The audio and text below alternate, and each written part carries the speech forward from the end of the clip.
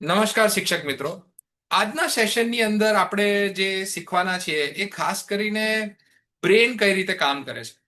હવે મગજ જે છે એની અંદર જે આર્ટિફિશિયલ ઇન્ટેલિજન્સ કામ કરે છે એ રીતે જ આપણું મગજ પણ કામ કરે છે. કારણ કે એક કૃત્રિમ બુદ્ધિમત્તા ગણો કે તમારું નેચરલ બેઝ કુદરતી બુદ્ધિમત્તા ગણો તો બંનેની અંદર ઘણી લાક્ષણિકતાઓ સિમિલર છે. જેમ આપણે પિયાજેટની અંદર જોયું તો પિયાજેટ જે રીતે વાત કરે છે કે કોગ્નિટિવ લર્નિંગ અને ખાસ કરીને કન્સ્ટ્રક્ટિવિઝમ બેઝ લર્નિંગ, તો એ જે વસ્તુ છે એ આમાં ઇમ્પોર્ટન્ટ છે. એક જ મિનિટ બેટા, આમાં શું કરવાનું પપ્પા સેશન લે છે પછી આવે. ચાલ, તો આની અંદર છે ને હવે આપણે આગળ વધીશું. તો ગઈકાલના આપણે સેશનમાં જોયું કે બાળકોને જ્યારે આપણે સમજાવીએ છીએ તો 70% નોલેજ તો છે ને થોડા દિવસમાં જતું રહે છે, જે ફોરગેટિંગ કર્વની વાત કરી. હવે ફોરગેટિંગ કર્વ કેમ બને છે, બાળક એની જોડે કેમ રિલેટ નથી કરી શકતા, એના ઉપર આજે ચર્ચા છે. તો એનું ધ્યાન છે, જે અટેન્શન સ્પેન છે, એ કેમ ઘટી રહ્યો છે, એની ક્યુરિયોસિટી છે એ કેવી રીતે કામ કરે છે, અને ક્યુરિયોસિટીને ડેવલપ કરવા માટે આપણે શું કરી શકીએ. હવે બે બીજી વસ્તુ આમાં ઉમેરાય છે, મેમરી અને અન્ડરસ્ટેન્ડિંગ, કે એમની જે સ્મૃતિ છે એ કયા લેવલ પર ડેવલપ થાય છે અને એને સમજવાની જે કેપેસિટી છે એ કયા લેવલ પર ડેવલપ થાય છે. સ્મૃતિ છે ને એ સમય સમયે ઘટે છે, જે આપણે ફોરગેટિંગ કર્વમાં જોયું, અને ફોરગેટિંગ કર્વમાં આપણે જોયું. અને જે આગળ જઈએ છે તો બાળકોને ગણિત છે કે અમુક વિષય છે એ બોરિંગ લાગવા લાગે છે. તો એની પાછળના શું મહત્વના પ્રશ્નો છે એના પર આપણે થોડું વર્કઆઉટ કરીશું, ને એમાં જે મસ્તિષ્ક છે, બ્રેન છે, એ ક્યાં કામ કરે છે અને એમાં આપણે શું સુધારાત્મક પગલા લઈ શકીએ. તો બે મેઇન વાત આવે છે. એક તો વાત આવે છે કે ઇન્ટેલિજન્સ, જે કે બુદ્ધિ, અને બીજું છે માનસિકતા, જે છે માઇન્ડસેટ. તો આ બંને જે વસ્તુ છે આની અંદર શું સામ્યતા છે અને આના ઉપર જ કેમ મહત્વ છે. તો જોવા જઈએ ને તો આપણો આ ડાબો હાથ ને જમણો હાથ છે.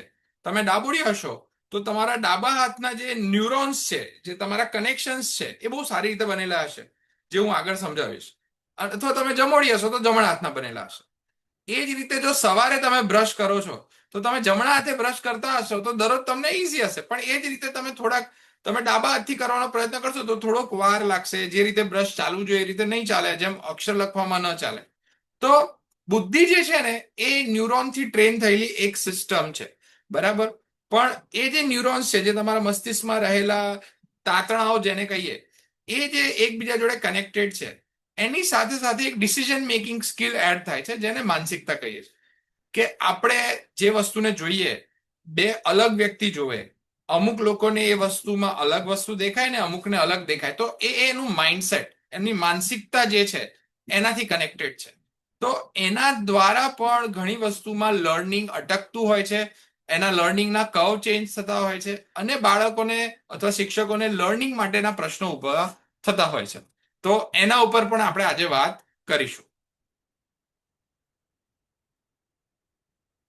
હવે મુખ્યત્વે મગજ જે છે એ શું છે, કેવી રીતે બનેલું છે, કઈ રીતે કામ કરે છે, એની અંદર કેટલી વસ્તુઓ છે, એ બધું જોઈએ. તો તમારા જે ચેતાકોષો છે, જે ન્યુરોન્સ આપણે કહીએ છીએ, 15 થી 33 અબજ જેટલા ચેતાકોષો છે. હવે આ 15 થી 33 અબજ જેટલા ચેતાકોષો ક્યારે બને છે અને એ બનીને શું રહે છે કે જતા રહે છે, આના ઉપર જ અડધું મગજ જે છે ને આપણું સેટ થયેલું છે. બાકીનું બધું જે છે એ છે મગજ છે, પણ એની અંદરના ચેતાકોષો છે ને એ આપણને ચલાવે છે. તો એ કેવી રીતે બને છે, તો કે આપણા વિચાર, સ્મૃતિ, મેમરી, એ બધાથી એ ચેતાકોષોનું કનેક્શન, જે સિનેપ્સ કહીએ છીએ, એ બનતું હોય છે. હવે એ કનેક્શન બન્યા પછી એ મેમરીને આપલે કરે છે. કોઈ પણ વાતચીત હોય એને એકબીજા જોડે આપલે કરે છે. હવે એના પરથી આપણને કંઈક ને કંઈક અપડેટ મળતી હોય છે. જેમ કે માનીને ચાલો કે આ લોઢું છે અને એ ગરમ છે, જેવું હું અડું છું તો એની ગરમી મારા સ્કિન મારફતે, ન્યુરોન્સ મારફતે મારા મસ્તિષ્ક સુધી જશે અને એ મારા મસલ્સને રિફ્લેક્શન આપશે. તો એ બધી જે પ્રોસેસ છે આ બધી ચેતાકોષો દ્વારા થતી હોય છે, અને એની આજુબાજુ જ આ બુદ્ધિ અને માઇન્ડસેટ બંનેનું કંઈક કાર્ય થતું હોય છે. હવે આ મગજ ચાલે છે કઈ રીતે, આગળ જતા હું અમુક સેશન્સમાં તમને સમજાવવાનો છું કે ગ્લાયકેમિક ઇન્ડેક્સ શું છે, ગ્લાયફિકેશન શું છે, કારણ કે એનાથી પણ બ્રેન છે ને એ બહુ ઇફેક્ટ કરતું હોય છે. અને આપણા ગુરુકુલ સિસ્ટમ કે યોગિક કે ઇન્ડિયન કલ્ચરમાં એવું તો શું હતું કે જેની અંદર ઋષિ મુનિઓએ આ બધું બહુ પહેલેથી સમજી લીધેલું, અને એના લીધે એમને એમનો જે બ્રેન પાવર છે, એમની જે મેન્ટલ એબિલિટી છે એને અનલોક કરેલી. તો એના ક્યાં સાયન્સમાં પુરાવા છે અને કઈ રીતે કામ કરે છે એના પર જશું. પણ સૌથી પહેલા તો છે ને આપણું બ્રેન છે ને આપણી અડધા જેટલી એનર્જી ખાઈ જાય છે. આપણા બ્લડમાં જે શુગર કહો કે જે કંઈ વસ્તુ જો, જેમ ડેટા સેન્ટરની અંદર તમને ખ્યાલ છે કે આજે બહુ બધી ડેટા સેન્ટરની વાત ચાલે છે, એઆઈ ની વાત ચાલે છે. તો એઆઈ ની સાથે સાથે એનર્જીની પણ વાત થઈ રહી છે કે જે પણ દેશને એઆઈ પર કામ કરવું હશે એમને ઇલેક્ટ્રિસિટીના સોર્સિસ બનાવવા પડશે. જો ઇલેક્ટ્રિસિટીના સોર્સિસ નહીં બનાવે તો એઆઈ કામ કરવાનું નથી. એવી રીતે આ જે શુગર છે એ પણ આ રીતે એનર્જીનું કામ કરે છે, અને એનર્જીની અંદર એ વસ્તુને રિલેટ કરે છે.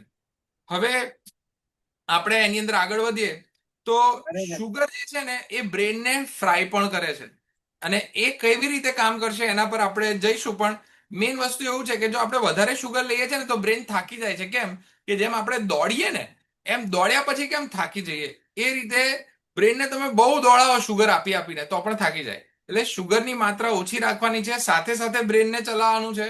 તો એ બધા ફેક્ટરના લીધે પણ બ્રેન ક્યાંક ને ક્યાંક અટકે છે, અને આજના જે ખોરાક છે એના લીધે પણ બ્રેનની ફંક્શનાલિટીમાં ફરક પડી રહ્યો છે. આવું ઓલરેડી રિસર્ચ કે છે. આ ટોપિકમાં હું ડેપ્થમાં નથી ગયો કે પ્રેઝન્ટેશનમાં, એટલે મેં આટલું સમજાવ્યું. તમે જાતે રિસર્ચ કરી શકશો, હું જરૂર પડે તો વિડીયો પણ મોકલીશ. હવે આપણે ન્યુરોન્સની વાત કરી, ચેતાકોષોની વાત કરી. તો એઆઈ ની અંદર તમે, જેમ હું આગળ સ્કિલ ઉપર જ્યારે આવીશ ને ત્યારે હું તમને એક રિપોર્ટ શેર કરીશ. જે રિપોર્ટનું નામ છે વર્લ્ડ ફ્યુચર જોબ રિપોર્ટ, કે આવતા વર્ષોમાં કેવી જોબ આવશે અને કયા ફંડામેન્ટલ આધારિત એ જોબ હશે એના પરના રિપોર્ટ્સ છે. તો એમાં પણ એક વર્ડ મેન્શન કરેલો છે એ લોકોએ, life long learning. Life long learning એટલે શું કે હવે તમારે ડગલે ને પગલે શીખતા રહેવું પડશે. એવું નથી કે તમને કંઈક આવડી ગયું, તમે 60 વર્ષ સુધી શીખવાડ્યું ને એનું એ જ ચાલ્યું. ના, એવી રીતે નથી થવાનું. કારણ કે બાળકો જોડે લર્નિંગ માટેના ઓપ્શન્સ વધારે છે. એ ઓલરેડી ઘણું બધું ખાસું જાતે લર્ન કરી રહ્યા છે. તો શિક્ષકો અથવા તો જે લર્નિંગ ઇકોસિસ્ટમ છે એમાં રોલ બદલાવાના છે. એ રોલ બદલાવાની સાથે સાથે એમને લર્નિંગ તરફ આગળ બી લઈ જવાના છે. તો ફેબ્રુઆરીમાં એઆઈ ઇમ્પેક્ટ સમિટ થઈ. આ બધી વસ્તુઓ તો આપણે અત્યારે જોઈએ છે. હું 2018-19 થી એઆઈ ના કોન્સેપ્ટને છોકરાઓને ભણાવતો આવી રહ્યો છું. બરાબર. તો આ બધી વસ્તુની શરૂઆત બહુ પહેલા થઈ ગયેલી. મેં તમને કીધું કે પિયાજેટનો જે કોન્સેપ્ટ હતો 1980 માંથી એમને અડેપ્ટ કરીને આર્ટિફિશિયલ ઇન્ટેલિજન્સની બેઝિક શરૂઆત કરેલી. તો એવી રીતે જે ન્યુરોપ્લાસ્ટિસિટી છે એ આપણી શીખવાની ક્ષમતા માટેનો એક ઇન્ડેક્સ છે. તમે અહીંયા વાંચી શકો છો કે ન્યુરોપ્લાસ્ટિસિટી જે બ્રેનને લાઈફ લોંગ એબિલિટી આપે છે પોતાના બ્રેનને રીઓર્ગેનાઇઝ કરીને ફરીથી શીખવા માટે રેડી કરવા માટે. અને ન્યુરોપ્લાસ્ટિસિટીને તમે યુટ્યુબમાં જઈને લખશો ને તમને બહુ સરસ વિડીયો મળશે. અને એ વિડીયો તમે સાંભળશો ને તો તમને એક્ઝેક્ટ ખબર પડશે કે આપણે ન્યુરોપ્લાસ્ટિસિટી બિલ્ડ કરવા માટે જ બાળકોને ભણાવીએ છીએ. જો બાળકની ન્યુરોપ્લાસ્ટિસિટી સારામાં સારી બિલ્ડ થાય તો એ બાળક કંઈ પણ શીખી શકે છે. જેમ મેં ગઈકાલે વાત કરી હતી કે એજ્યુકેશન શેના માટે બનેલું છે. એજ્યુકેશન એના માટે બનેલું છે કે બાળકને શીખતા કરી દઈએ, નહીં કે કોઈ એક ટોપિક શીખવાડી દઈએ. પણ શીખતા કરી દેવા માટે અમુક ટોપિકનો સહારો લઈને એમને લર્ન હાઉ ટુ લર્ન શીખવાડી દઈએ. જો બાળક આટલું પણ કરી લે ને તો ફ્યુચરમાં ઓલરેડી લિટરેટ થઈ ગયો છે, એને આવડત આવી ગઈ છે, તો એ એનું ગણતર ઘડતર જાતે કરી લેશે. પણ જો એને લર્ન હાઉ ટુ લર્ન નહીં શીખવાડ્યું હોય તો ત્યાં જ આ જે ન્યુરોપ્લાસ્ટિસિટી છે કે જે એની એબિલિટી ટુ લર્ન કે ability to new things around, જે નવી શીખવાની જે એની કેપેસિટી છે કે કૌશલ્યતા છે એ ઘટી જતી હોય છે. અને એમાં આ ન્યુરોન સ્ટ્રક્ચર જે સિનેપ્સ જે હું આગળ વાત કરીશ એ આવે છે. એ કેવી રીતે આવે છે આપણે આગળ જોઈએ.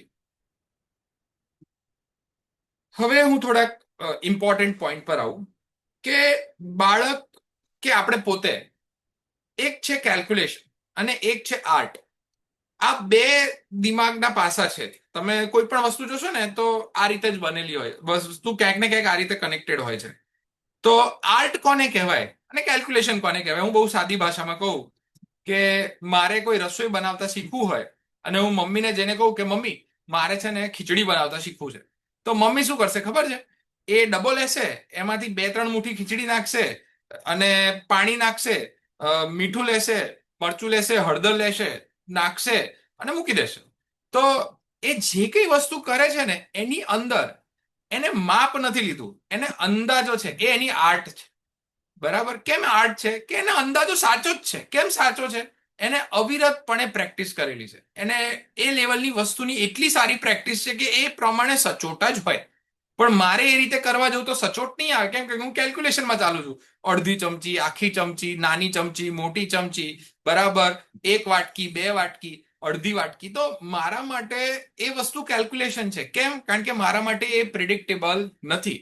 ગઈકાલે આપણે વાત કરી હતી કે કોઈ ખેલાડી હોય તો એને કોઈ વસ્તુ ફેંકવી હોય તો એના માટે એ આર્ટ બની ગઈ છે. તો કોઈ પણ વસ્તુને તમે કન્ટિન્યુઅસ કરો ને તો મગજ એને એક મસલ મેમરી તરીકે આર્ટિસ્ટિક બિહેવિયરમાં લઈ લેતી હોય છે. તો માઇન્ડને તમે જો સારામાં સારી રીતે ટ્રેન કરો અને એ જ વસ્તુને એક આર્ટ બનાવી દો તો તમને એ વસ્તુ કરવામાં પ્રશ્ન થતો નથી. જેમ કે તમે ટીચર છો, તમને ભણાવવાનું કીધું હોય તો તમારા માટે એ એક આર્ટ છે. કેમ આર્ટ છે? વર્ષો વર્ષથી કરી આવો છો, તમને ખબર છે કે બાળકને કેવી રીતે સમજાવવાના છે, કેવી રીતે ક્લાસ કંટ્રોલ કરવાનો છે, કયા ટોનથી કઈ રીતે વાત કરવાની છે અને કયા વિષય પર કેટલું ઊંડું ઉતરવાનું છે. તો આ તમારી એક આર્ટ બની ગઈ છે.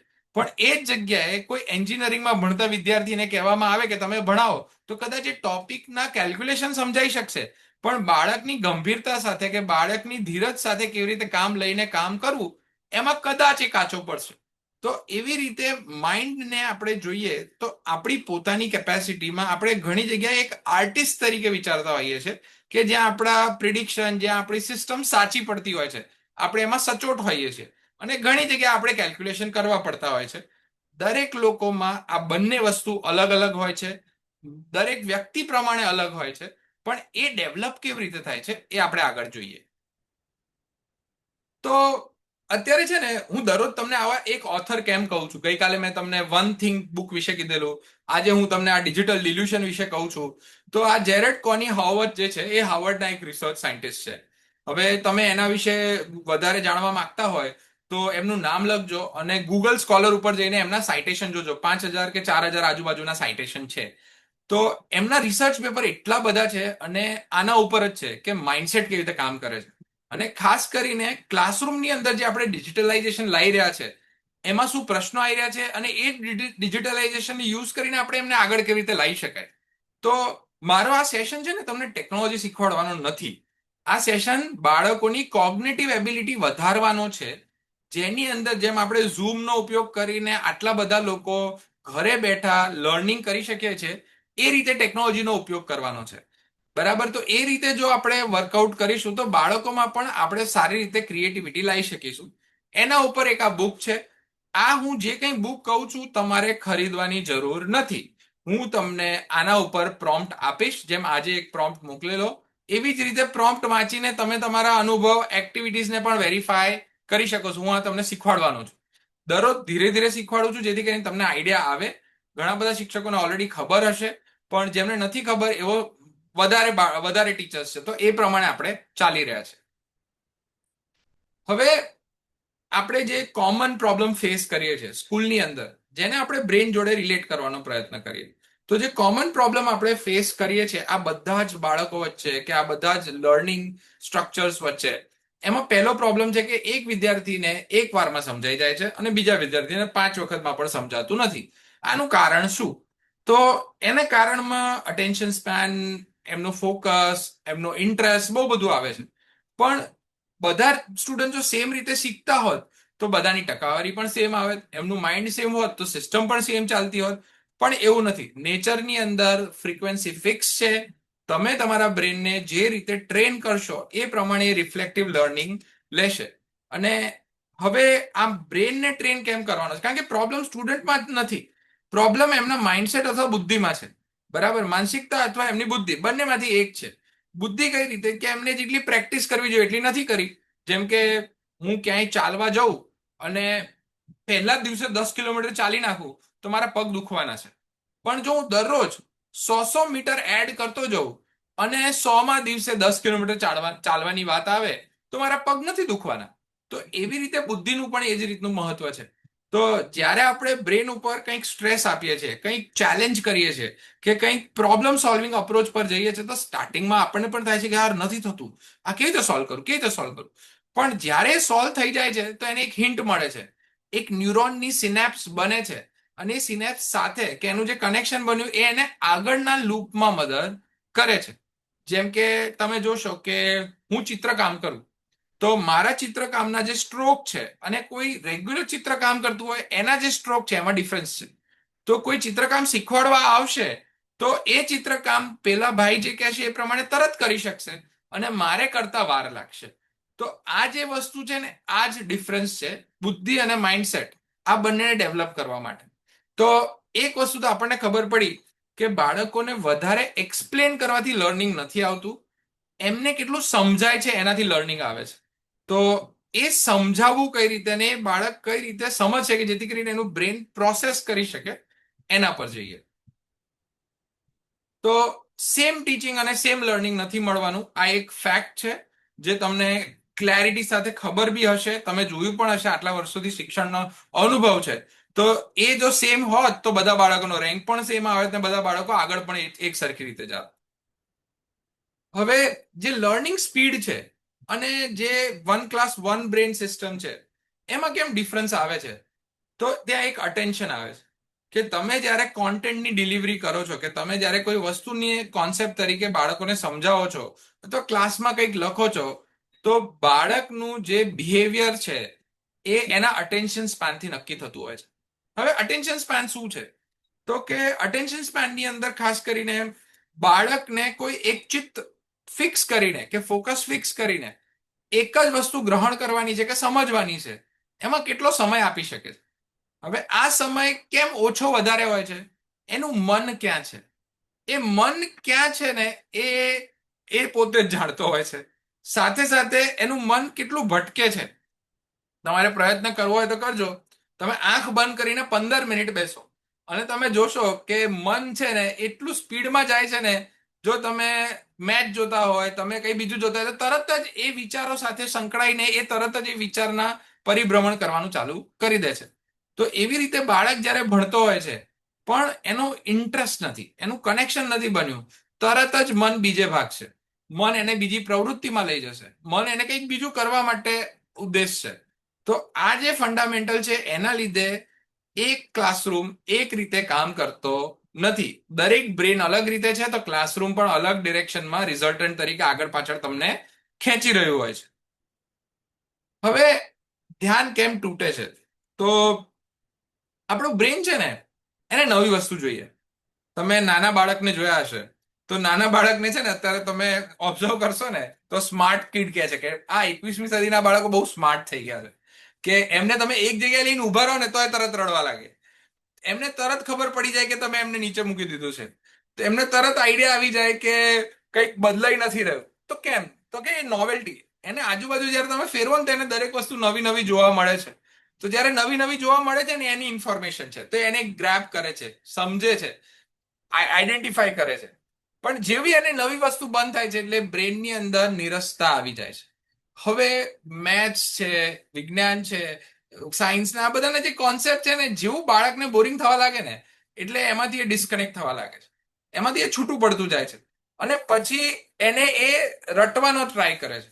રટ્ટાફિકેશન મોડમાં એને રિમેમ્બર જ કરવાનો પ્રયત્ન કરે છે, પણ રિમેમ્બર કેવું છે, પાર્ટી જેવું છે, થોડુંક લખ્યું બીજું લખવા જાય છે તો પેલું ભૂસાઈ જાય છે. તો અટેન્શન સ્પેનની લિમિટના કારણે અને એને નોવેલ્ટી નથી મળતી એના લીધે ધ્યાન તૂટે છે. તમે મૂવી જોવા બેસો છો તો મૂવી 2.5 કલાકનું હોય છે, 2.5 કલાકની અંદર કેમ તમારું ધ્યાન મૂવીમાં રહે છે, કારણ કે એની જે આખી ડિરેક્શન છે, એની જે સ્ક્રિપ્ટ છે, એના જે વિઝ્યુઅલ છે, એનું જે એડિટિંગ છે, એ બધાની અંદર આ જ વસ્તુ ધ્યાન રાખવામાં આવે છે કે અટેન્શન સ્પાન કેચઅપ થઈ રહ્યો છે. એ મૂવીને વારે ઘડીએ જોઈને શું ચેક કરે છે કે ભાઈ અટેન્શન જતું રહ્યું, બરાબર. તમે અત્યારે રીલમાં પણ જોશો તો લોકો હુકની વાત કરે છે કે યાર પહેલા 5 સેકન્ડનું હુક કહેવાય. એ હુક શું હોય કે તમે હુકમાં પકડી લીધા ને તો લોકો આખું જોશે. તો એ અટેન્શન સ્પાન ગ્રેપ કરવાની અલગ અલગ જે ટેકનિક છે ને, જે આ ઇન્ફ્લુએન્સર્સ ને ઇન્સ્ટાગ્રામ ને યુટ્યુબમાં લોકો વાપરે છે ને, એ આપણે શિક્ષકોએ પણ શીખવી પડશે. કેમ કે બાળકોનું અટેન્શન ગ્રેપ કરીને જ આપણે એમને કનેક્ટ કરી શકીશું. અને એ વસ્તુ કરવા માટે તમારે એને નોવેલ્ટી પર કંઈક નવીનીકરણ કે નવી વસ્તુ તરફ લઈ જવા પડશે. ત્યારે જઈને આપણે એમનું ધ્યાનને આપણા તરફ રાખી શકીશું. હવે બ્રેન શું કરે, કઈ રીતે કરે? તો બ્રેનનું જે ફંડામેન્ટલ છે ને એ સેમ પેટર્ન હોય એને ઇગ્નોર કરે છે. જેમ કે અમુક ટાઈમે અમુક બાળકોને ગણિતના પ્રશ્નોમાં પેટર્ન અથવા તો લર્નિંગ અલગ અલગ લાગે. અમુક બાળકોને સેમ લાગે, કાળા અક્ષર ભેંસ બરાબર, જેવું કે એક્સ ની વેલ્યુ 5 છે તો વાય ની વેલ્યુ શોધવાની હોય તો એમને એક વખત ત્યાંથી ડિસ્કનેક્ટ આવી ગયા પછી તમે એને ફરી જોડી શકતા નથી. અને મોટા ભાગે એલ્જેબ્રાના લીધે, હું ભારતની ને યુએસ ની વાત કરું છું, ઘણા બાળકો ભણવાનું છોડી દે છે. તો કેમ કે એમના માટે એ પેટર્ન સેમ થવા લાગી અને એમાં એમનો ઇન્ટરેસ્ટ રહ્યો નથી. હવે એ ઇન્ટરેસ્ટ ચેન્જ કરવો હોય તો શું કરવું પડે? તો તમારે ક્યાંક ડિઝાઇન, ક્યાંક એનું એન્ગેજમેન્ટ વધારવું પડે. અને જેટલું તમે એનું એન્ગેજમેન્ટ વધારશો એટલું લર્નિંગ તમારું એના તરફ લઈ જવા માટે ફાસ્ટ થાય છે. તો અટેન્શન સ્પેન વધારવાની આ એક બેઝિક ફોર્મ્યુલા છે. પ્રોમ્પ્ટની અંદર હું તમને આનો પ્રોમ્પ્ટ આપવાનો છું. એ પ્રોમ્પ્ટ તમે નાખશો, એની અંદર તમે ટોપિક લખશો તો એ રીતે અટેન્શન સ્પેન વધશે. હવે આન્સર પર જઈએ કે બ્રેનનો જે અટેન્શન સ્પેન વધારવા માટે આપણે કયા કયા મેઇન પરિબળ પર કામ કરી શકીએ. તો પહેલું તો ક્યુરિયોસિટી આવે છે. હવે ક્યુરિયોસિટી એટલે શું? તો હમણાં હું મારા પ્રવાસમાં હતો અને હું યુએસ હતો 2 મહિના માટે. અને મારે દરરોજ કંઈક ને કંઈક કામ કરવાનું થાય અને દર શનિવારે અમે એમઆઈટી જતા. એમઆઈટી એટલે વર્લ્ડની one of the best technological college કહેવાય. હવે આજે એમઆઈટીમાં છે ને એક પ્રોફેસર છે એડ મોરેટી કરીને. આ પ્રોફેસર એડગર્ટન સાયન્સ સેન્ટરની અંદર એડગર્ટન મેકર સ્પેસના માં કામ કરે છે અને બાળકોને અલગ અલગ વસ્તુ શીખવાડે છે. તો આ જે બાળકોને સાયન્સ શીખવાડે છે ને એમાં હું ક્યુરિયોસિટીના લીધે તમને આ એક મહત્વનો મુદ્દો કહું. હું એમના ત્યાં ગયો. હું તમને આનો એક્સપેરિમેન્ટનો વિડીયો મોકલીશ, પણ હું ખાલી તમને સમજાવું છું. તમને બધાને જાણીને મજા આવશે કે એ બાળકને પ્રશ્નો ઉપર પ્રશ્નો પૂછ્યા રાખે. હું એમની જોડે હતો તો એમને મને એક વાત એવું પણ કીધું હતું કે બાળકને એટલા ક્યુરિયસ બનાવી દો, એમની હેટ ઉપર હાથ રાખીને એવું કીધું કે આ મારી હેટ ઉપર 8 પીએચડી કરી શકે એ લેવલની ક્યુરિયોસિટી એમના પર હોવી જોઈએ. તો આ કેવી રીતે કરવું? તો એમને એક એક્સપેરિમેન્ટ બનાવ્યો તો જેની અંદર આપણે ઘનતાની વાત કરીએ. તો ઘનતાને સમજાવવા માટે એમને એક આખો એક્સપેરિમેન્ટ ડિઝાઇન કર્યો. તો બહુ સાદો અને સરળ એક્સપેરિમેન્ટ હતો. તો એની અંદર એમને અલગ અલગ પ્રકારના બીડ લીધા હતા. બીડ એટલે આપણા જે મોતી આવે ને, બંને મોતીની ડેન્સિટી, ઘનતા અલગ હતી. એ એમને નાની એવી ડબ્બીમાં ભર્યા. ચાર ચાર જ ભરતા હતા. 4 હલકા અને 4 થોડા ભારે વાળા. હવે એની અંદર એમને પાણી નાખ્યું અને પાણીની જોડે જોડે એમને ઇથાઇલ આલ્કોહોલ નાખ્યું. ઇથાઇલ આલ્કોહોલ, રબિંગ આલ્કોહોલ, જે આપણા મેડિસિનમાં ને ઘણે બધે યુઝ થાય, એ એક આલ્કોહોલ નાખ્યું. હવે એ આલ્કોહોલ નાખ્યા પછી એમને પાણીમાં શેક કરશો ને તો બધી વસ્તુ સેમ મિક્સ થઈ જશે. કેમ કે ઇથાઇલ આલ્કોહોલ છે ને વોટર સોલ્યુબલ હોય, કે પાણીની અંદર એ સોલ્યુબલ અંદર સેટ થઈ જાય. પછી જે મસ્ત એમને પ્રશ્ન કર્યો, એમને પહેલા તો મને બોટલ આપી હાથમાં ને કીધું કે આ બંને અલગ કેમ થાય છે? હવે પહેલી જે બોટલ આપી ને એની અંદર બધું વ્હાઈટ જ હતું, કલર હતો જ નહીં. એટલે મેં કીધું આની અંદર કંઈક સેપરેશન તો છે પણ દેખાતું નથી, ક્યાંય પણ લેયર ફોર્મ નથી થતું. તો એ કેમ? કારણ કે બંને ટ્રાન્સપેરન્ટ છે. હવે ત્યાં એમને જે મને પકડ આપી કે મને વિચાર તો કરી દીધો કે આ પ્રશ્ન આવ્યો ને કે આ કેમ થાય છે, કે આ બંને બીડ છે, એક ઉપર જાય છે એક નીચે જાય, આવું કેમ થાય છે? તો એ જે છે, હું ફોટો એડ કરવાનો રહી ગયો પણ હું નેક્સ્ટ ટાઈમ કાલની સ્લાઇડમાં એનો ફોટો એડ કરીશ. તો એ જે છે ને એ બીડ બંને અલગ થયા. પછી એમને મને એવું કીધું કે બીજું એક આપ્યું, એની અંદર બીડ અલગ થાય છે પણ એની સ્પીડ ઓછી છે, પેલામાં સ્પીડ ફાસ્ટ હતી. તો આવું કેમ થાય છે? તો આવી રીતે 3, 4, 5 અલગ અલગ પ્રશ્નો મને પૂછ્યા અને એના પછી મને કીધું કે ધ્યાનથી જો. તો વચ્ચોવચ એક લેયર હતું જે થોડુંક અરીસા જેવું દેખાતું. તો એમને મને કીધું કે જો અહીંથી પ્રકાશ છે ને ત્યાંથી વક્રીભવન, જે આપણે કહીએ રિફ્લેક્શન, એ રિફ્લેક્ટ થાય છે.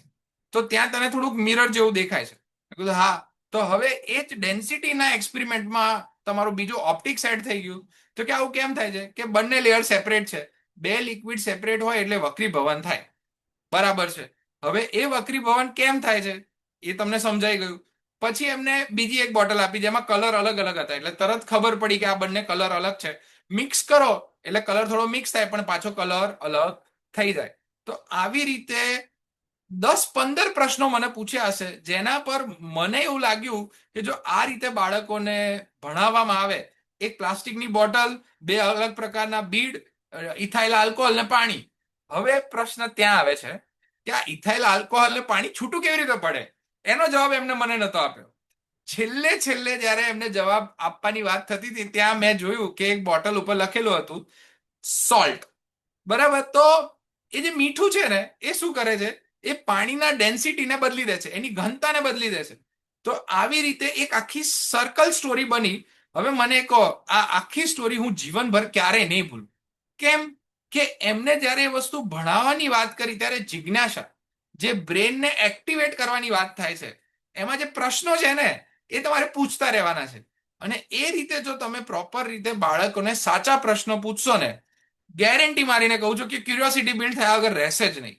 પણ એમને સાચા પ્રશ્નો પૂછવાની જે સિક્વન્સ છે એ જે છે ને એ તમારા ટીચર્સની આર્ટ બનવી જોઈએ. અને એઆઈ ની અંદર આ જ આર્ટ છે. તમને જો સાચા પ્રશ્નો પૂછતા આવડી જાય, પ્રોમ્પ્ટ કરતા આવડી જાય, તો એઆઈ તમે શીખી શકો છો. તમને એવું લાગશે કે આવું કેમ આપણે આ બધી વાત કરી, પણ મારે જે બેઝ બનાવવાનો છે, જે ફાઉન્ડેશન બનાવવાનું છે એઆઈ ચાલુ કરતા પહેલા, એના માટે થઈને હું આ બધા બ્રેન, ક્યુરિયોસિટી, આ બધી વસ્તુઓ લાવી રહ્યો છું, જેથી કરીને તમે એઆઈ નો સારામાં સારો ઉપયોગ કરી શકો. અને એ એઆઈ નો ઉપયોગ કરવા માટે કોગ્નેટિવ ઇન્ટેલિજન્સ, જે હું તમને કાલે ડેનિયલ ગોલમેલની પણ વાત કરીશ, એના પરથી તમને અપડેટ મળશે. તો ક્યુરિયોસિટી એ લર્નિંગ એન્જિન છે, તમને આઈડિયા આવી ગયો હશે. હવે તમે આ જુઓ, આ એક મસ્ત એક્ઝામ્પલ લઈને આવ્યો છું. તો તમને આ જોઈને શું લાગે છે? તો આ શું છે? તો આ એક વાંસળી છે, તમને એવું લાગતું હશે. હવે આવી વાંસળી પહેલા જોઈ છે તો કે નથી જોઈ, એટલે તરત તમને ક્યુરિયોસિટી થશે કે આ કેવી રીતે વાગતી હશે, આનું કેવી રીતે ફંક્શન હશે. તો જે કોઈ વ્યક્તિ આ ડિઝાઇન કરી છે એને બહુ મસ્ત રસપ્રદ ડિઝાઇન કરી છે. તમે ડોટ્સ જોશો ને તો દરેક વખતે ડોટ બદલાય છે ડિઝાઇનમાં. તો અલગ અલગ અવાજ માટે અલગ અલગ આવી ડોટની પટ્ટીઓ એ લોકો આપે છે. તમે એને અલગ અલગ રીતે ડિઝાઇન કરી શકો, પ્રેક્ટિસ કરી શકો, પાછી એ પટ્ટી નીકળી પણ જાય છે. અને એને વગાડવા માટે તમે આ રીતે એને વગાડી શકો છો. ઉપર એક છિદ્ર હોય છે જે સીધું હોય છે, અને એની ઉપર તમે આંગળા રાખીને એને વગાડી શકો. મેં વેબસાઇટનું નામ લખેલું છે, તમને એ વેબસાઇટ પણ ચેટ જીપીટી વોટ્સએપમાં મોકલી આપીશું. તો આવી રીતે હવે તમે આ રીતની વાંસળી એક વખત જોઈ લીધી, એમાં તમને ક્યુરિયોસિટી બેઠી કે ના જબરું હતું, આ રીતે તો કોઈ દિવસ વિચાર્યું નતું, તો તમને આ જીવનભર યાદ રહેવાના ચાન્સીસ વધી જાય છે. તો ક્યુરિયોસિટી છે ને એ લર્નિંગ એન્જિન છે. હવે આપણે આપણા વિષયમાં ક્યુરિયોસિટી એડ કેવી રીતે કરવી અને એ એડ કરવા માટે એઆઈ કેવી રીતે વાપરવું, એ આપણા માટે સૌથી ઇમ્પોર્ટન્ટ છે, જે આપણે આ સેશન જે 21 છે એમાં શીખવાના છે. હવે ચાલુ કેવી રીતે કરવું જોઈએ? જેમ મેં વાત કરી કે ક્વેશ્ચનથી સ્ટાર્ટ કરવાનું છે. કોઈ પણ પ્રશ્ન હોય, કોઈ પણ સિસ્ટમ હોય, પહેલો જ પ્રશ્ન પૂછવાનો છે. પ્રશ્ન પૂછશો એટલે બાળકે એના મગજમાં રહેલા એ ડિરેક્શનલના વિચારોને ફેંદવા પડશે, એમાંથી કોઈ એક સવાલનો જવાબ શોધવો પડશે અને આપવો પડશે. સવાલ સાચો છે કે ખોટો એની ચિંતા નહીં કરવી, બાળકને એ રીતે હંમેશા નાસીપાસ ન કરવો, પણ એને બોલવા દેવો. જેટલું એ બોલશે એટલું, મેં ગઈકાલે જેમ વાત કરી હતી, ફીડબેક, રિફ્લેક્શન વધશે. જેટલું રિફ્લેક્શન વધશે, એની પ્રોસેસ વધશે, એટલી એની યાદદાસ્ત, એની મેમરી વધારે ફાસ્ટ થશે. કેમ? કારણ કે હવે એ સમજીને આન્સર આપે છે, રેધર દેન ગોખેલો આન્સર આપે છે. જ્યારે સમજવાની વાત આવે છે તો એ લર્નિંગ ક્યુરિયોસિટી ડ્રીવન ક્વેશ્ચનથી જ ચાલુ થતું હોય છે. હવે આપણે વાત કરી લીધી, ક્યુરિયોસિટી વગર લર્નિંગ શરૂ થતું જ નથી. અને લર્નિંગ માટે ક્યુરિયોસિટી એક બેઝ ફાઉન્ડેશન તરીકે કામ કરે છે. હવે મુખ્ય મુદ્દો આવી જાય છે, 10મા ધોરણની પરીક્ષા હોય કે કોઈ પણ વસ્તુ હોય, મેમરી વર્સિસ અન્ડરસ્ટેન્ડિંગ. હું તમને એમ કહું કે આપણે ઘણી બધી વસ્તુઓ સ્કૂલમાં શીખીએ છીએ, પણ જ્યારે જરૂર હોય જીવનમાં ત્યારે જ યાદ ના આવે. તો કળા કોને કહેવાય? કે તમારી પ્રોબ્લેમ સોલ્વિંગ કેપેસિટી કેવી રીતે બને, તમારી ડિસિઝન મેકિંગ કેપેસિટી કેવી રીતે બને, કે તમે જીવનભર જે શીખ્યા હોય, જે સમજ્યા હોય એ તમને યાદ રહે, અને જ્યારે જીવનમાં જરૂર પડે તમે એને અપ્લાય કરીને એ જે પ્રશ્ન છે, એ જે મુદ્દો છે, એનો ઉકેલ લાવી શકો. તો આવી રીતે જો તમારે કોઈ પણ પ્રશ્નનો ઉકેલ લાવવા માટે જે નોલેજ જોઈએ છે, કે જે અન્ડરસ્ટેન્ડિંગ જોઈએ છે, તમને યાદ આવે, તો એ કામનું છે. તો short term versus long term, અને એ કેવી રીતે ચેન્જ આવે? તો તમે યાદ રાખવાનો પ્રયત્ન કરશો તો એક સમય સુધી યાદ રહેશે, પણ તમે એને સમજીને યાદ રાખવાનો પ્રયત્ન કરશો તો લાંબા સમય સુધી યાદ રહેશે. હવે એની જ રીતે શોર્ટ ટર્મ અને સમજેલું હોય એ લોંગ ટર્મ, આ એક ફંડામેન્ટલ ફેક્ટ થઈ ગયો. તો અન્ડરસ્ટેન્ડિંગ ઉપર કેવી રીતે આપણે ફોકસ કરી શકીએ, બાળકને અન્ડરસ્ટેન્ડિંગમાં લાવવા માટે આપણે કેવી રીતે ફોકસ કરી શકીએ, એના પર પણ આપણે ચર્ચા કરીશું. હવે એમાં બે પ્રકારના લર્નિંગ આવે છે, એક એક્ટિવ લર્નિંગ આવે છે, બીજું પેસિવ લર્નિંગ આવે છે. પેસિવ લર્નિંગ છે ને, એની અંદર એ પોતે ભાગ નથી ભજવતો, અથવા ભજે છે તો કેવું છે કે ભજવવામાં આમ કે ને એનું પાર્ટિસિપેશન એટલું એક્ટિવલી નહીં મળે. જેમ કે સાંભળવું, આપણે કથા વાર્તા ઘણી વખત સાંભળેલી છે, આપણે ઘણી બધી સ્ટોરીઝ પણ સાંભળેલી છે, પણ એની અંદર આપણો રોલ કે આપણો ઇન્ટરેસ્ટ કે આપણું જે ફંડામેન્ટલ કનેક્શન એટલું સારું નથી બન્યું હતું, જેથી કરીને આપણને લર્નિંગ જે લેવલનું જોઈએ એ લેવલનું રિફ્લેક્ટિવ નથી મળતું. એ જ જગ્યાએ જ્યારે એક્ટિવની વાત કરીએ કે આપણને એવું કહેવામાં આવે કે બાળકો તમારે ઘરે જવાનું છે, ઘરનો એક નકશો દોરવાનો છે. દરેક બાળકના ઘરનો નકશો અલગ છે. નંબર 2, તમારે એ શોધીને લાવવાનું છે કે તમારા ઘરમાં કઈ જગ્યાએ તાર બાંધીએ તો કપડાં સૌથી વધારે ફાસ્ટ સુકાશે. હવે વિચાર કરો, એ બાળકને તડકાની દિશા, સૂરજ ક્યારે ઉગે છે, ક્યારે આથમે છે, તડકો ક્યાં વધારે આવે છે, કેટલા વધારે સમય રહે છે, એ બધું જ કરવું પડશે. હવે તમે એને બીજા દિવસે દિશા ઉપર સમજાવો, તમને શું લાગે છે, શું બાળકને નહીં સમજાય? શું બાળકને ત્રિકોણમિતિની અંદર રહેલા ફંડામેન્ટલ ક્લિયર નહીં થાય? તો તમે કઈ રીતે એને પ્રશ્ન પૂછો છો અને કયા વસ્તુ સાથે એને એન્ગેજ કરો છો અને એને વિચારવા માટે, સમજવા માટે અને કંઈક કરવા માટે કમ્પલસરી લાવી દો છો કે ના, આના વગર આન્સર નહીં મળે. આને છે ને અત્યારના મોડર્ન લર્નિંગ ભાષાની અંદર સ્ટુડિયો કે. તમે જ્યારે આર્કિટેક્ચર કોલેજમાં કે ક્યાંક જશો ને તો ત્યાં એ લોકો આને કે સ્ટુડિયો, કે સ્ટુડિયોની અંદર તમારે કંઈક બનાવવું પડશે, કંઈક ડેવલપ કરવું પડશે. તો જે સ્ટુડિયો બેઝ લર્નિંગ છે ને એ આપણે લાવવાની જરૂર છે. એનઈપી ની અંદર એ બધી વસ્તુઓને ખાસ પ્રાધાન્યતા આપવામાં આવેલી છે, પણ ટીચરોને ખાસ કરીને એઆઈ આયા બાદ આ વસ્તુ કેવી રીતે કરવી, તો જ્યારે હું તમને આનો પ્રોમ્પ્ટ આપીશ ને તો એ શું કરશે, એ જે કોઈ શબ્દ તમે આપશો ને, એને ટોપિક આપશો ને, એને સ્ટુડિયો બેઝ પેટર્નમાં કન્વર્ટ કરી આપશે. મેં આજે તમને એક પ્રોમ્પ્ટનો વિડીયો મોકલેલો છે, તો એવી રીતે બીજા પ્રોમ્પ્ટ પણ મોકલીશ, તો તમે એને જઈને જે પણ ટોપિક આપશો એને એ સ્ટુડિયો બેઝ લર્નિંગમાં કન્વર્ટ કરી દેશે, પ્રશ્નો પણ આપશે અને પછી તમે એને યુઝ કરીને આગળ વધી શકશો. તો આ થયું એક્ટિવ અને પેસિવ લર્નિંગ. હવે એક્ટિવ પેસિવ લર્નિંગના ફંડામેન્ટલ તમને એકદમ બેઝિક લેવલે ક્લિયર થઈ ગયા છે. હવે આવીએ છીએ આપણે મુખ્ય મુદ્દા પર.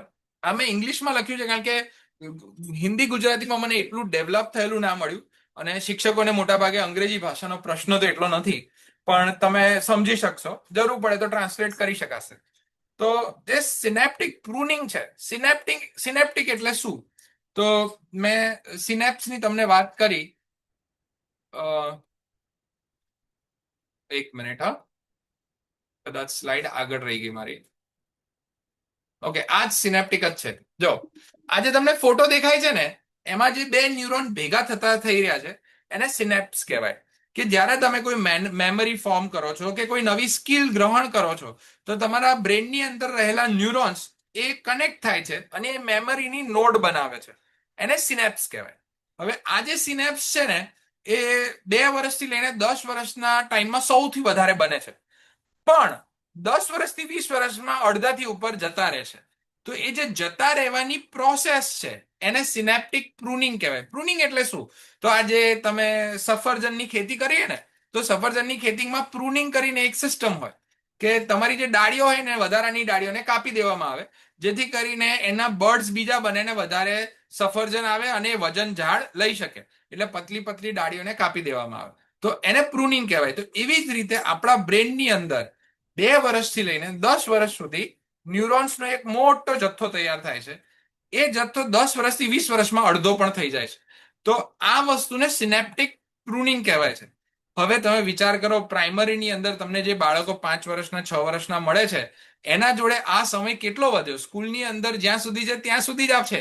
જો સ્કૂલની અંદર એમની ક્યુરિયોસિટીને આપણે હોલ્ડ કરી લઈએ, એના ડેવલપમેન્ટને આપણે સ્ટ્રક્ચર્ડ રીતે પ્લાન કરી લઈએ, તો પછી એ વસ્તુ આગળ જતા એને લાઈફ ટાઈમ રહેવાની છે. તો જેટલા ન્યુરોન્સ એના સારા એક્ટિવલી કનેક્ટેડ હોય એટલી જ એની મેમરી કે એનું લર્નિંગ ફાસ્ટ કામ કરશે. આગળ ફેક્ટ સાથે મેં મૂકેલું છે, એ પણ હું તમને બતાવું. તો અહીંયા ફેક્ટ સાથે છે કે જે સૌથી વધારે ફોર્મિંગ ઓફ ન્યુરોન્સ બને છે એ 2 થી 10 બને છે. 2 થી 10 વર્ષની જે એજ છે એ એજની અંદર, એ ઉંમરની અંદર એમના ન્યુરોન્સ સારામાં સારી રીતે ગ્રોથ થતા હોય છે.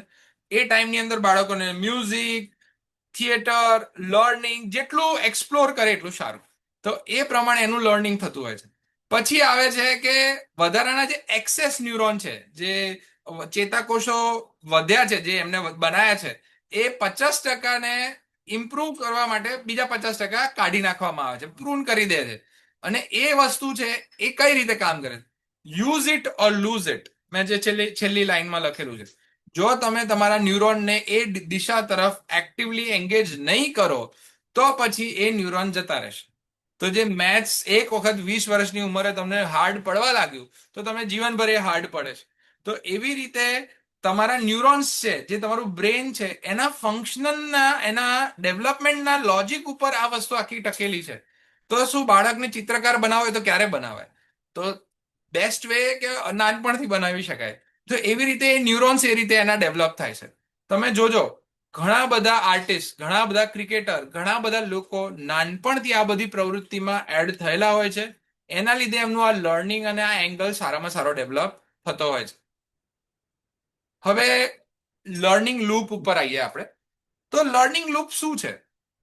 તો જો, લર્નિંગ લૂપ છે ને, આ ઓલમોસ્ટ લાસ્ટ ટોપિક ઉપર છે. આજે આપણે થોડી સ્પીડ પર રાખી, જેથી કરીને 1-2 પ્રશ્નો લેવા હોય તો આપણે લઈ શકીએ. તો સૌથી પહેલા તો છે ને, બાળકને અટેન્શનમાં લાવવું પડશે. તો અટેન્શનમાં કેવી રીતે આવે? તો આની ફોર્મ્યુલાની આપણે ઓલરેડી વાત કરી.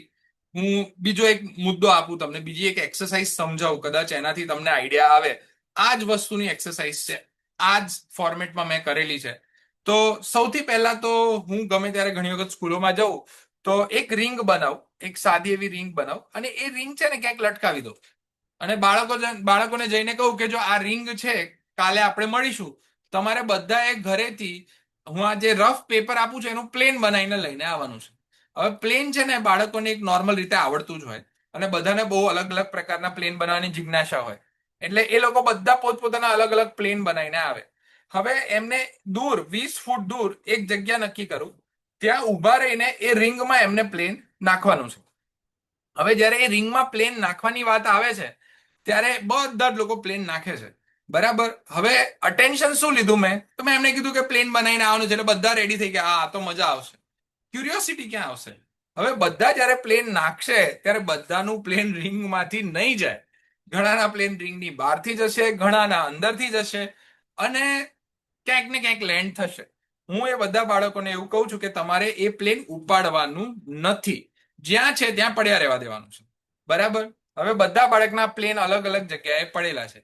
પછી હું એમને વિચારવા માટે વિમર્શ કરું છું કે ભાઈ હવે વિચારો કે તમારા પ્લેનનું શું થયું. એટલે કોઈ કહેશે કે મારું પ્લેન ઉપર જતું રહ્યું, મારું પ્લેન નીચે જતું રહ્યું, મારું પ્લેન ડાબી બાજુ ગયું, મારું પ્લેન જમણી બાજુ ગયું. હવે હું પૂછું આવું કેમ થયું? હવે જો મારા પ્રશ્નો જ છે, તો કોઈ કહેશે કે સર મને એવું લાગે છે ને કે મારી પાંખ હશે ને એવી હશે કે એક બાજુ નમેલી હશે એટલે એ ડાબી બાજુ જતું રહ્યું. કોઈ એવું કહેશે કે મારા પ્લેનનો વજન છે ને પાછળની સાઈડ વધારે હશે, એટલે જ્યારે મેં ફેંક્યું ને તો પાછળ નમી ગયું ને આગળથી ઉપર જતું રહ્યું. મારો પ્લેનનો આગળ વજન વધારે હશે એટલે નીચે જતું રહ્યું. એટલે આવી રીતના જે તર્ક વિતર્ક બાળક કરે છે ને, એના લીધે એ ફંડામેન્ટલ ડેવલપ કરે છે. હવે તમે સમજો, એરોડાયનામિક્સ તમારે સમજાવવું હોય તો આટલા જ પ્રશ્નો પૂછવાના છે ને આટલી જ સામગ્રીની જરૂર છે. આટલું તમે જો નાનપણમાં કરી દીધું તો એના જે ન્યુરોન્સ છે કે એમની જે વિચારવાની કેપેસિટી છે એ કયા લેવલે ડેવલપ થશે. તો આ ફંડામેન્ટલ ડેવલપમેન્ટ ઓફ થિંકિંગ જે છે, આ જ વસ્તુને આપણે બ્રેનના લર્નિંગ લૂપ તરીકે કહેતા હોઈએ છીએ.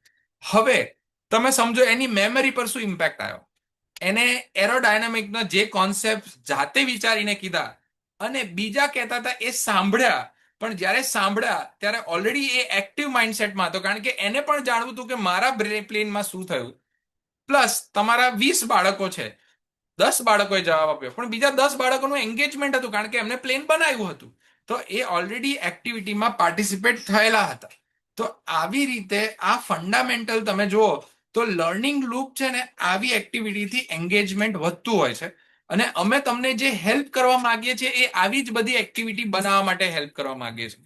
તમને ખ્યાલ જ છે કે અત્યારે બેગલેસ ડે ચાલે છે શનિવારે, તો એ ટાઈમે તમે કેટલી સારી સારી એક્ટિવિટી ડિઝાઇન કરી શકો.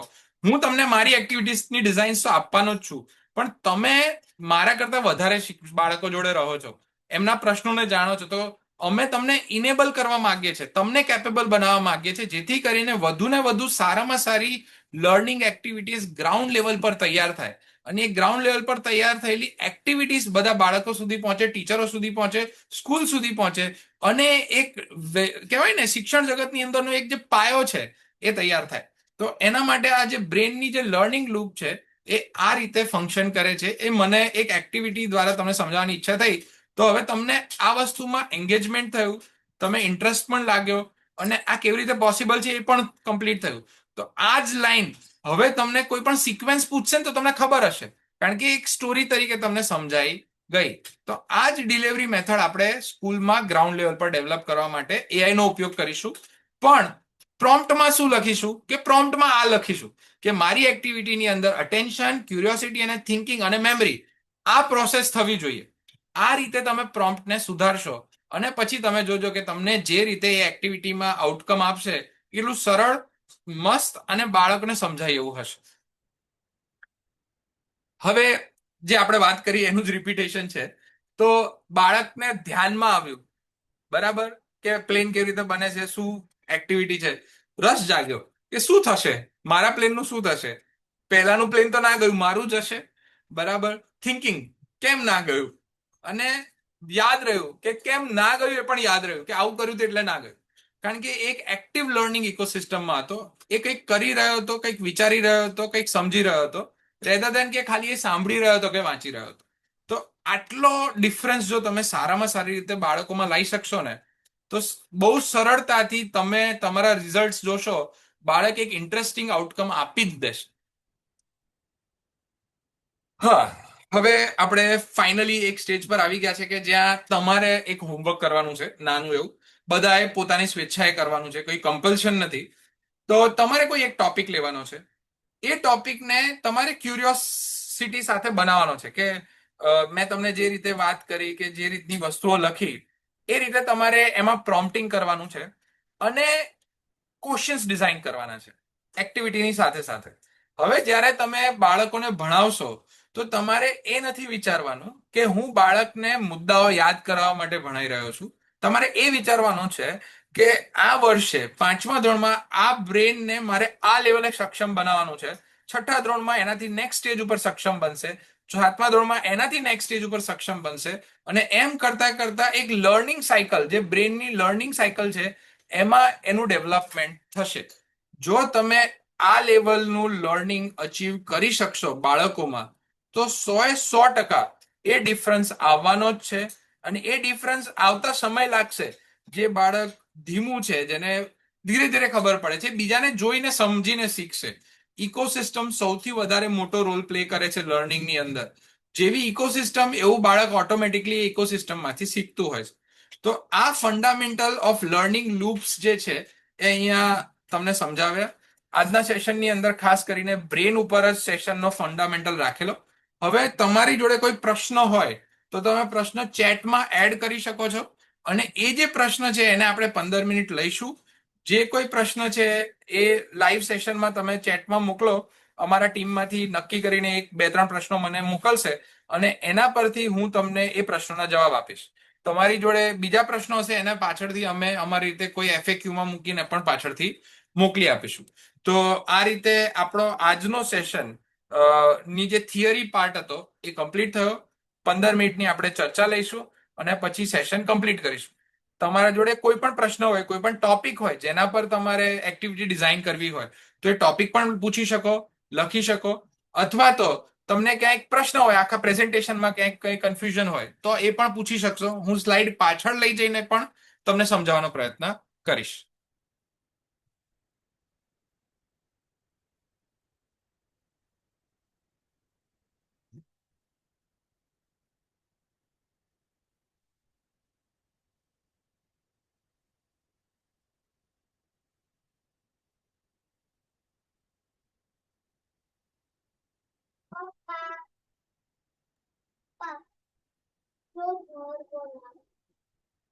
ઓકે, તો આપણને છે ને વિશાલભાઈનો એક પ્રશ્ન છે કે ટ્રાઇબલ એરિયાની અંદર લર્નિંગ ગેપ વધારે હોય છે, તો એ ચેલેન્જ કેવી રીતે હેન્ડલ કરવી જોઈએ?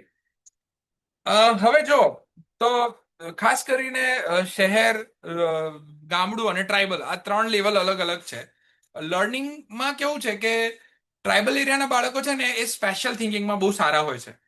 તમે એમને એન્ગેજ કરશો ને પહેલા, તો તમારે એના સિક્વન્સ જ ખાલી બદલવા પડશે. તો પહેલો સિક્વન્સ એ રાખવાનો છે કે ધારો કે હું એ સ્કૂલનો શિક્ષક હોય ને, તો હું એમને ભણાવવા કરતા પહેલા કાતર અને ન્યૂઝપેપર આપીશ. અને કાતર અને ન્યૂઝપેપરથી એટલી બધી એક્ટિવિટી કરાવડાવીશ ને કે એમને મજા આવશે. પછી એ જ એક્ટિવિટીમાં ગણિત એડ કરીશ. એમને કહીશ કે મારે આવું જોઈએ છે, મારે આ રીતે જોઈએ છે. એક વખત એમને રસ પડી ગયો છે, તો પછી એ વસ્તુઓમાં પણ એન્ગેજ થશે. એમને લિટરસીથી બહુ દૂર નફરત હોય છે. કેમ? એમની આજુબાજુની ઇકોસિસ્ટમમાં લિટરસીની વેલ્યુ નથી. અહીંયા તમે શહેરમાં જશો તો લિટરસી બહુ સરળ રીતે બાળકો શીખી લે છે, કારણ કે એમની ઇકોસિસ્ટમમાં લિટરસી છે.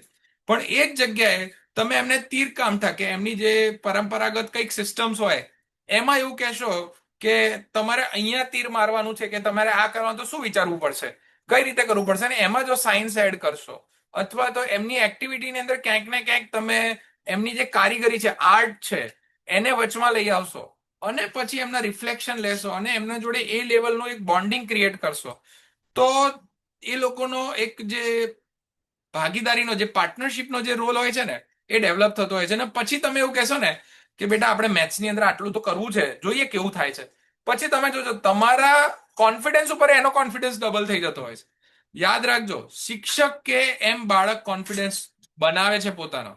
બાળકનો પોતાનો કોન્ફિડન્સ હોય કે ના હોય, પણ શિક્ષક એક વખત જો એની જોડે બોન્ડ થઈ ગયો, કનેક્ટ થઈ ગયો, અને શિક્ષકે કહી દીધું કે ના તને મેથ્સ આવડી જશે, પછી એ બાળકને પોતાનામાં કોન્ફિડન્સ આવી જાય છે કે મને આવડી જશે, કારણ કે ટીચરે કીધું છે. તો તમારે જ્યારે ટ્રાઇબલ એરિયાના બાળકો જોડે કામ કરવાનું છે, તો મને એક બે ટીચરો મળેલા, હું બિરબલભાઈને ઓળખું છું, ઘણા બધાને ઓળખું છું, પોશીના ને એ બધા એરિયામાં મેં કામ કરેલું છે. તો એ લોકો એમની ભાષા પહેલા શીખે છે, કારણ કે મોટા ભાગે ઘણી વખત એવું થતું હોય છે આપણે બીજા વિસ્તારના હોઈએ છીએ ને આપણે એમના વિસ્તારમાં જઈએ છીએ, તો એમની ભાષા જેટલી એમની સાથે બોલીએ છીએ ને એટલું એ જોડાય છે. બરાબર. ધરમપુરની અંદર પણ મારા એક શિક્ષક મિત્ર હતા, કૌશિકભાઈ. એમને પણ ધરમપુરની એમની વાતોની અંદર એમની વાર્તાઓ બનાવી, એ વાર્તા બાળ ગીતો એમની જોડે રજૂ કર્યા, અને પછી જે બોન્ડિંગ બન્યું ને પછી જે કામ કરવાની એમને મજા આવી, એ બહુ સરસ હતી. તો એક બે જગ્યાએ તમારે એમની જોડે એ જે કનેક્શન બનાવવું પડશે. એના માટે તમારે પહેલા ડેવલપ કરવું પડશે. પછી એ એક વખત કનેક્ટ થઈ ગયા, એમને સ્કૂલે આવવાનું ગમવા લાગ્યું, એમને આમાં એન્ગેજમેન્ટ ગમવા લાગી. પછી ધીરે ધીરે ચોપડી વગર તમારે કામ લેવું પડશે, અને પછી ધીરે લઈને ચોપડી એડ કરવી પડશે, અને બને એટલું મૌખિક પર પહેલા જવું પડશે, પછી લેખિત પર આવવું પડશે. આ રીતે મારો પર્સનલ સુઝાવ છે, પણ દરેક લોકેશન, દરેક સિચ્યુએશન પ્રમાણે અલગ અલગ હોઈ શકે.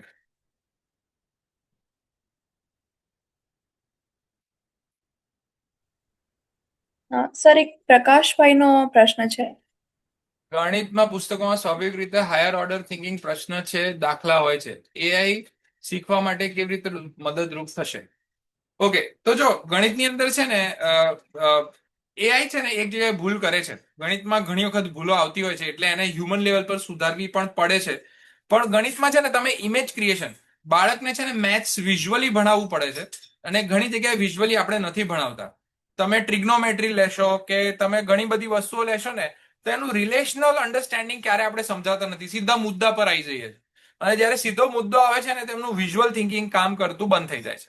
તો સ્પેશિયલ થિંકિંગ જો સાચી ઉંમરે ચાલુ કર્યું હોય તો કદાચ એ થિંકિંગ કામ કરતું હોય, પણ જો સ્પેશિયલ થિંકિંગ 5મા 6ઠા ધોરણમાં ચાલુ ના કર્યું હોય, તો 7મા 8મા 9માની અંદર જ્યારે અલ્જેબ્રા આવે છે, કે જેવું એક વિઝિબિલિટીની બહાર વસ્તુ જાય છે, એમનું લર્નિંગ અટકી જતું હોય છે.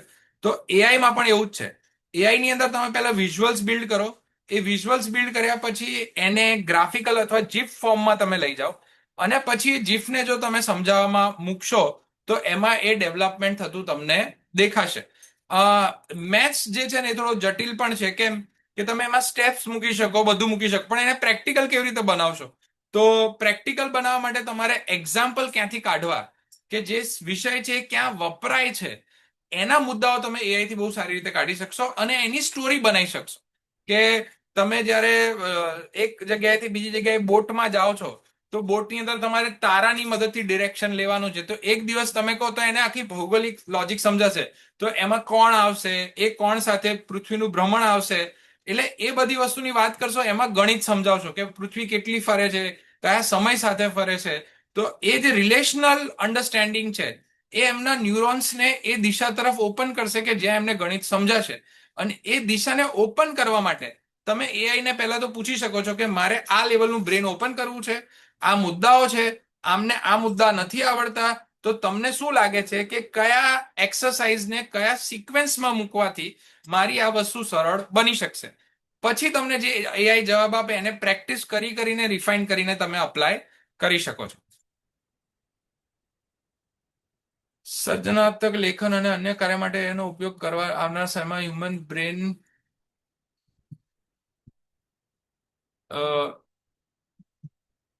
હા, એમઆઈટીની જે રિસર્ચ થીસિસ છે એની અંદર આ ચોખ્ખું લખેલું છે. જેમ અત્યારે આપણને મોબાઈલ નંબર યાદ નથી રહેતા, એવી જ રીતે એઆઈ ના આવ્યા બાદ જો તમે એઆઈ થી જ બધું કરાવવા માંગતા હશો પણ જોડે રિસર્ચ નહીં કરતા હોય, જો એઆઈ ને છે ને તમારે એક ટૂલની જેમ વાપરવાનું છે, પણ એ ટૂલને તમે જો વ્હીલચેર બનાવી દેશો તો તમે ચાલી નહીં શકો.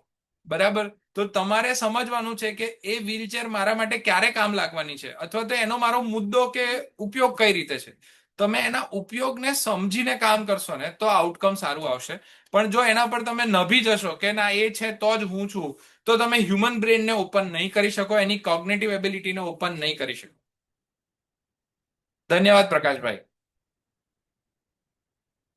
પ્રકાશભાઈને હું ગમે ત્યારે યાદ કરું ને તો પ્રકાશભાઈ તમારી હાજમુલાની ડબ્બી યાદ કરું. તમે પેલો પિનહોલ કેમેરો જે બનાવ્યો હતો ને હાજમુલાની ડબ્બીથી, હજુ પણ મને યાદ છે. તો આજે જયારે આપણે વાત કરતા હતા કે તમારે પ્રશ્ન થવો જોઈએ કે ક્યુરિયોસિટી થવી જોઈએ, તો એ દિવસે મને યાદ હતું કે હાજમુલાની ડબ્બી શું કરે છે, પણ જયારે તમે મને પિનહોલ કેમેરો બતાવ્યો ને એમાં, ત્યારથી મને એ વસ્તુ યાદ છે. ઓકે, ફોર્સ ટોપિક વિશે જણાવજો. હવે જો ફોર્સ છે ને એ બહુ બધા પ્રકારના છે, ગ્રેવિટેશનલ છે, અલગ અલગ છે. હવે ફોર્સ સમજાવવા માટે સૌથી મસ્ત છે ને દડી છે. હવે એ દડી કઈ રીતે કયા પ્રકારના વસ્તુ સાથે અથડાઈને કેટલું રિસ્પોન્સ આપે છે, બરાબર, એની અંદર અલગ અલગ પ્રકારના દડા લઈ શકો, અલગ અલગ મટીરિયલના દડા લઈ શકો અને એને તમે સમજાવી શકો. હવે ફોર્સની અંદર બે ત્રણ બીજા ફોર્સ પણ લાગતા હોય છે. હવે ખાસ કરીને ગ્રેવિટેશનલ ફોર્સની તમે વાત કરો 9.81 G, તો એમાં તમારે સમજાવવા માટે ઉપરથી જ્યારે તમે દડો મૂકો છો તો વેક્યુમ વાળા જે પ્રયોગ છે, આ બધા પ્રયોગને તમારે કેવી રીતે સ્કૂલમાં કરવા અને સ્કૂલના વાતાવરણમાં કેવી રીતે પોસિબલ છે એ તમે એઆઈ ને પૂછી શકો છો કે મારી જોડે આટલા જ સાધનો છે, તમે લિસ્ટ આપી શકો છો. અથવા એવું કહી શકો છો કે હું એક આ રીતે સાધારણ સ્કૂલમાં છું, મારી જોડે આટલા સાધનો નથી, તો હું આ પ્રયોગને કેવી રીતે સમજાવી શકું. તો તમને કદાચ સારામાં સારા આઈડિયાઝ આપીને એટલા અંશે કે બાળકને સમજાય એ લેવલ પર આ લઈ જઈ શકે. ફોર્સમાં પેન્ડુલમના પણ અલગ અલગ પ્રયોગો છે, બરાબર, તો એ પણ તમે એના જ મદદથી સમજીને કરાવી શકો અને એ તમને એમાં આઈડિયા પણ આપી શકે. ઓકે, બ્રેનના જે ડાબી જમણી બાજુના કોન્સેપ્ટ છે ને એ લર્નિંગમાં ઇમ્પોર્ટન્ટ છે, લેફ્ટ બ્રેન રાઈટ બ્રેન બંને, પણ એ આજે મેં કવર નથી કર્યા. પણ તમને છે ને જ્યારે સમય મળશે ત્યારે એમાં પણ લઈ જઈશ કે વોટ ઇઝ રાઈટ બ્રેન ને વોટ ઇઝ લેફ્ટ બ્રેન. અને ઘણી વખત લેફ્ટ બ્રેન કામ કરતું બંધ થઈ જાય ને તો there are chances right brain પણ એક્ટિવ થઈ જતું હોય છે અને એ લર્ન કરે છે ફરીથી. તો એ બંનેના હિપોકેમ્પસની અંદર કેવી રીતે કામ થાય છે. હું સ્ટેનફર્ડમાં હતો ને ત્યારે ડેવિડ બીચ કરીને એક પ્રોફેસરને મળ્યો હતો. એનો ઇંગ્લિશ વિડીયો હું આજે ગ્રુપમાં મૂકીશ. ડેવિડ બીચ કરીને પ્રોફેસરને જ્યારે હું 2018માં મળ્યો હતો, બરાબર, તો એમને એક સેશન લીધો છે આજથી 11 વર્ષ પહેલા કે આપણું બ્રેન કેવી રીતે વધે છે, બરાબર. તો એમાં હેન્ડ્સ ઓન એક્ટિવિટી પર વાત કરી છે. તો એમને એવું કીધું કે જે આદિમાનવ હતા એમને જ્યારે પથ્થર ફેંકીને શિકાર કરવાનું ચાલુ કર્યું, કે પથ્થર ફેંકીને ફ્રૂટ પાડવાનું ચાલુ કર્યું, તો એ જે મોશન થયા એમાં જે રિફ્લેક્શન મળ્યું એના લીધે એમનો બ્રેન સાઇઝ વધી અને એ બ્રેન સાઇઝ વધવાની સાથે સાથે એક હ્યુમન ડેવલપમેન્ટ વધ્યું. તો જેટલું એક્શન હશે બાળકોમાં, જેટલું પણ લર્નિંગ હશે એ ત્યાંથી જ આવશે. પહેલા બ્રેનને એક્ટિવ મોડમાં લઈ જાઓ. મારી એક નાની થિયરી છે. હું ઘણી વખત બાળકોને જ્યારે ડેવલપ કરતો હોય કે વર્કઆઉટ કરતો હોય ને તો પેરેન્ટ્સ મને આવીને પૂછે કે આ કેમ સ્પીડમાં નથી. તો હું કહું કે જો પહેલા છે ને એ છે ને લાકડું છે, તમે અત્યારે લાકડાને ધક્કો મારી રહ્યા છો, નહીં ખસે. પણ જો એને ખસેડવું હશે ને, તો એ જ લાકડાની આજુબાજુ પહેલા એને ફ્લો બનાવવા માટે પાણીથી ભરી દો. પછી થોડોક બી ધક્કો મારશો ને તો પણ એ લાકડું આગળ તરી જશે. તો પહેલા આપણે એ નક્કી કરવાનું છે કે આ બાળકના મગજને આપણે કઈ રીતે એક્ટિવેટ કરીએ. એમાં તમે આ ફોર્સની એક્ટિવિટી કેવી રીતે એડ ઓન કરો, જ્યાં એમને સાયન્સ ગમવા લાગે. એમની જોડે દોરીથી બંધાવડાવો, અલગ અલગ પ્રકારના બોલ બંધાવડાવો, એના રિફ્લેક્શન કરાવડાવો, પછી એનું એક લર્નિંગ આઉટકમ ફાસ્ટ આવશે. ઇમેજ વાળી પ્રેક્ટિસ છે ને આપણે આગળના સેશનમાં કવર કરેલી છે. આપણે ત્યાં સ્માર્ટ ક્લાસની જે બાબત છે એના પર હું તમને પાછળથી અલગથી તમને અપડેટ આપીશ. સારું પણ છે, ખરાબ પણ છે, ડિપેન્ડ કરે છે કે તમે એ ટૂલ કેવી રીતે વાપરો છો. બરાબર, એ ટોટલી ટૂલના યુઝ ઉપર ડિપેન્ડ કરે છે. અને એના પર જ જે આજના ડિજિટલ ડિલ્યુઝન કરીને જે બુક હતી એમાં પણ ખાસું સારું આપેલું છે. એ હું તમને પ્રોમ્પ્ટ દ્વારા પાછળથી અપડેટ આપીશ.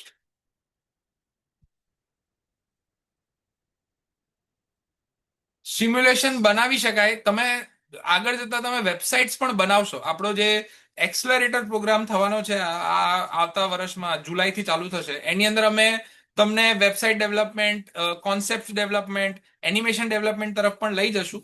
પણ એના હજુ અત્યારે ટોપિક્સ ને બધું લખાઈ રહ્યું છે, એટલે એ તમને પાછળથી આવતા સેશનમાં એડ કરીશું. આ સેશનમાં અમે તમને ઇનેબલ કરવા માંગીએ છીએ કે તમે જાતે કરી શકો, મારા વગર પણ તમે કરી શકો. એ લેવલના તમને તૈયાર કરવાની ગણતરી છે. પછી આગળ તમને એનહેન્સ કરવા છે, આગળ લઈ જવા છે, તો એ તમને જૂન જુલાઈ પછી અમે તમને ફરીથી અપડેટ આપીશું.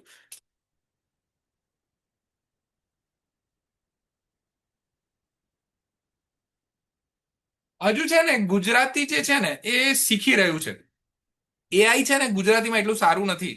બરાબર, કારણ કે એને ગુજરાતીના જેટલા ગ્રંથ મળવા જોઈએ, કે જેટલા ભાષાના, એઆઈ શીખે છે ક્યાંથી? ડેટામાંથી.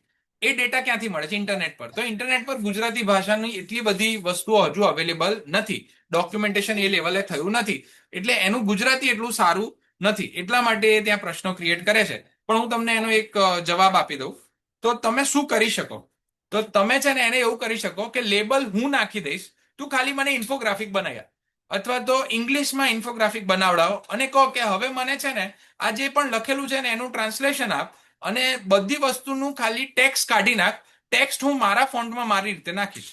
તો તમને જે ઇમેજ મળશે ને એમાં તમારે થોડી મહેનત કરવી પડશે, મેન્યુઅલ, પણ તમે સાચી રીતે પાછું ગુજરાતી લખી શકશો. પાવર પોઈન્ટમાં ઇમેજ લઈ લેવાની અને એના ઉપર ટેક્સ્ટને ઓવરલે કરી દેવાનું. તો આવી રીતે તમારો એ પ્રશ્ન સોલ્વ થઈ જશે.